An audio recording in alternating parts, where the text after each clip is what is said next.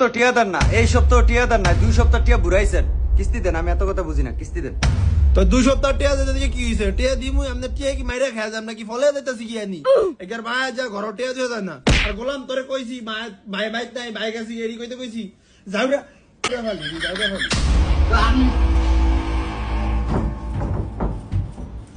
100 দিন কইছি কিস্তি মিস্তি এডি কাটতো শুধু 2 দিন হর হরে কিস্তি উড়ায় আর কিস্তি উড়ায়। আরে গোলাম কিস্তি না উঠালে কি করো? আমি আজ স্কুল যাবো না। স্কুল যাবি না তুই? চাই স্যার হরে স্কুল যাবি না তুই? না আমি যাবো না কইছি না। আপনি যাই কিস্তি দেন। আফা, আপনার গত সপ্তাহে 2,500 আর এই সপ্তাহে 2,500, মোট 5,000 টিয়া। সঞ্চয় কত দিবেন দেন? আমাকে বাহে আজ টিয়া দিয়ে যায় না। কামো গেছে গিয়া আজ হাজা আইলে এরপরে তোর লোক হিসাব করে আপনার ফোন দিব।